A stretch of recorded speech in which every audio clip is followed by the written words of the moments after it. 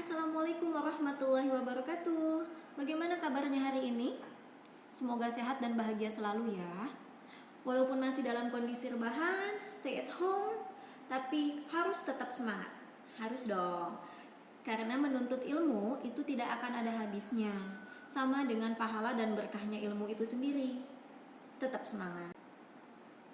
Nah, bertemu lagi dengan saya Yustina Jaziro, masih dengan mata pelajaran favorit kalian, yaitu fisika atau IPA.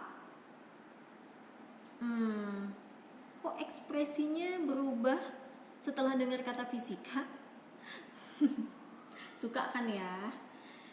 Oke, insya Allah bersama saya kita akan mengenal dan mempelajari fisika dengan menarik dan insya Allah mudah dipahami. Jadi kalian bisa simak video-video nanti tentang fisika.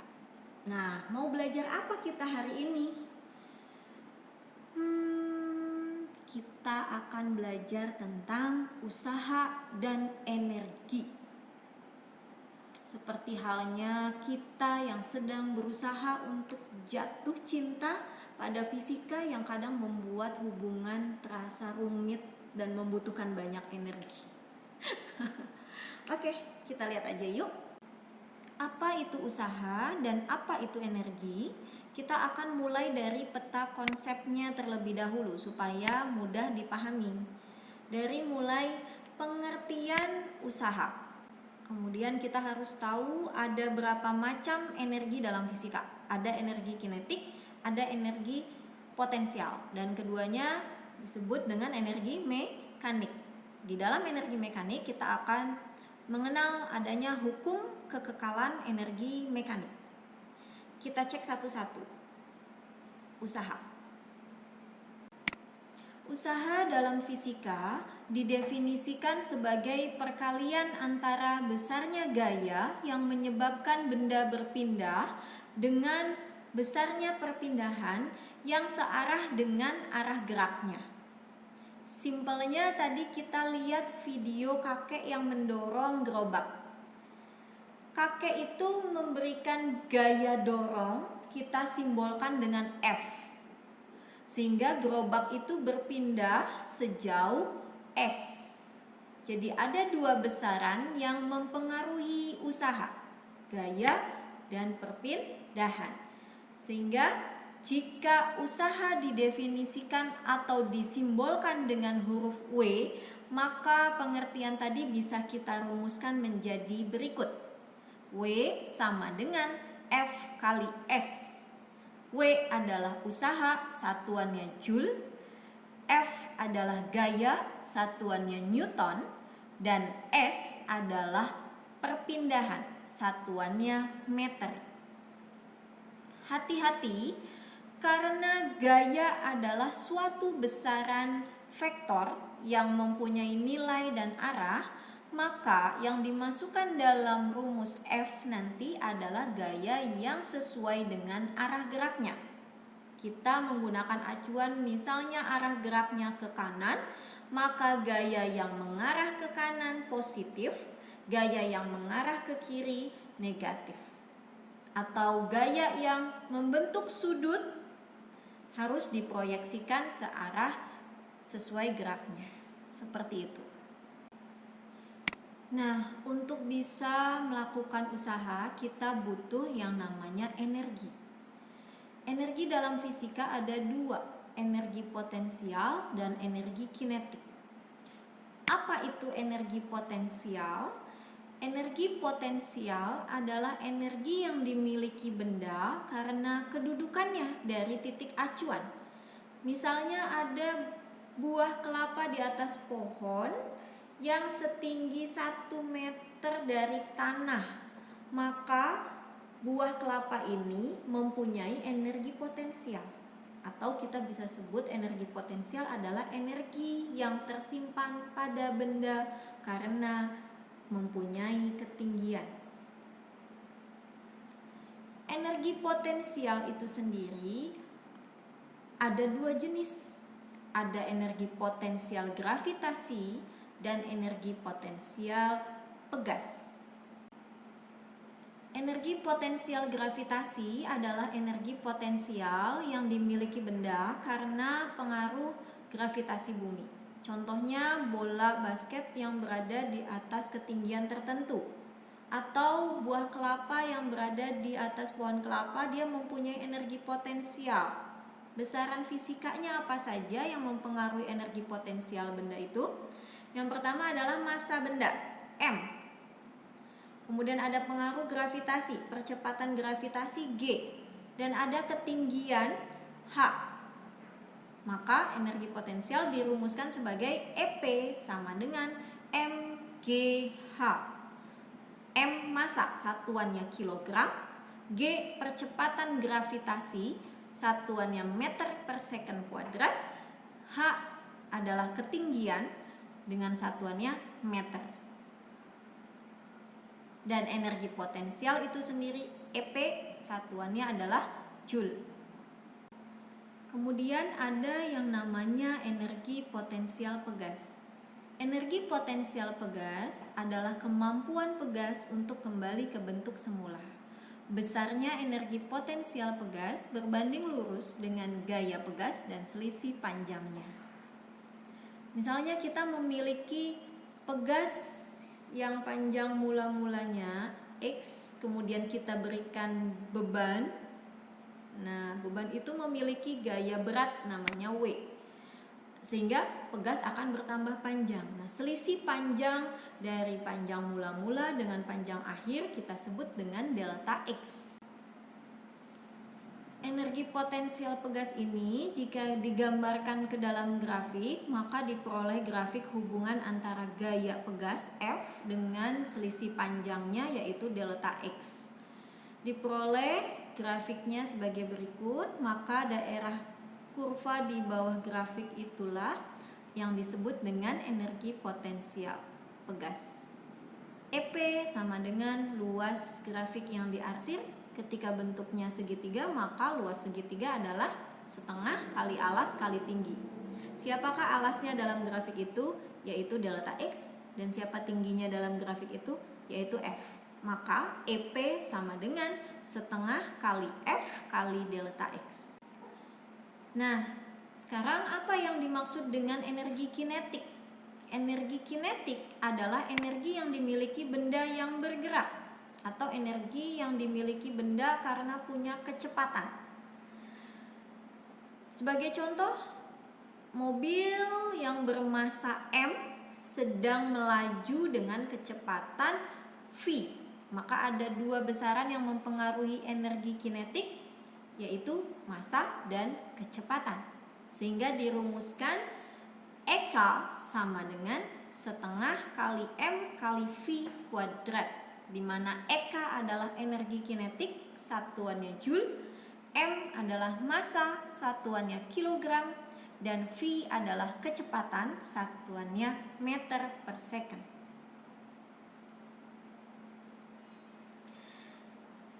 Kita sudah mengenal dua jenis energi, energi potensial dan energi kinetik. Nah, total dari energi potensial dan energi kinetik inilah yang disebut dengan energi mekanik, atau kita rumuskan sebagai EM sama dengan EP tambah EK. Maka EM adalah energi mekanik, satuannya juga joule. Bagaimana? Sampai sini sudah paham tentang apa itu usaha dan energi? Tapi tahukah kita bahwa energi itu kekal? Begini bunyi hukum kekekalan energi. Energi tidak dapat diciptakan dan tidak dapat dimusnahkan. Tetapi energi hanya dapat berubah dari satu bentuk ke bentuk lainnya. Seperti halnya kita menyalakan kipas angin, maka kita sedang merubah energi listrik menjadi energi gerak. Dan di dalam energi mekanik juga berlaku hukum kekekalan energi mekanik yang menyatakan bahwa energi mekanik itu kekal. EM1 sama dengan EM2, di mana energi mekanik adalah total dari energi kinetik dan energi potensial, maka EK1 ditambah EP1 sama dengan EK2 ditambah EP2. Kita lihat contohnya sebagai berikut. Sebuah bola yang kita pegang berada pada ketinggian tertentu. Maka bola itu ketika kita pegang mempunyai energi potensial karena berada pada ketinggian tertentu ya. Apakah ada energi kinetiknya? Tidak, karena benda itu kita pegang, jadi diam saja. Hanya ada energi potensial.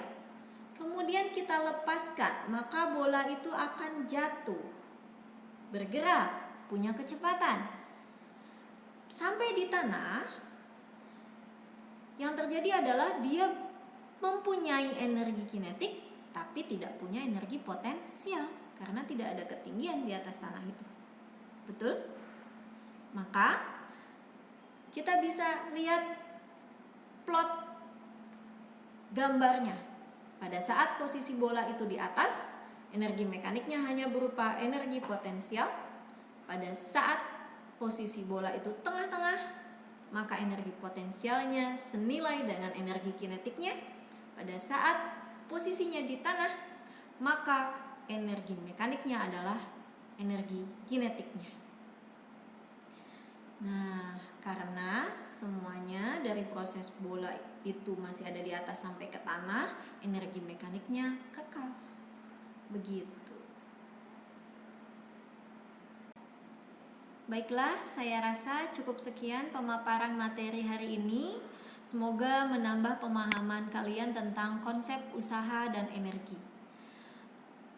Saya juga sediakan beberapa soal latihan yang bisa kalian coba.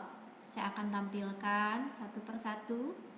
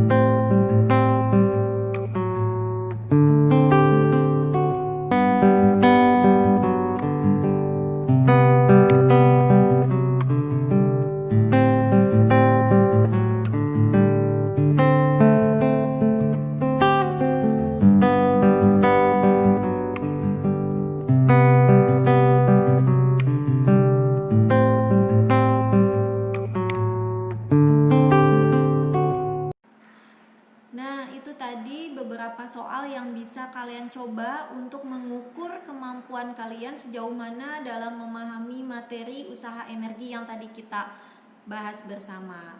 Jika ada kesulitan, jangan sungkan untuk bertanya di profil ini, di kontak yang bisa dihubungi, baik itu email maupun nomor WA di bawah ini. Dan jangan lupa ditunggu video-video pembelajaran lainnya ya. Mudah-mudahan kita semua senantiasa diberikan nikmat sehat walafiat sehingga kita semua bisa tetap berkarya. Jangan pantang menyerah, terus belajar, terus memperbaiki diri. Sampai jumpa lagi. Assalamualaikum warahmatullahi wabarakatuh.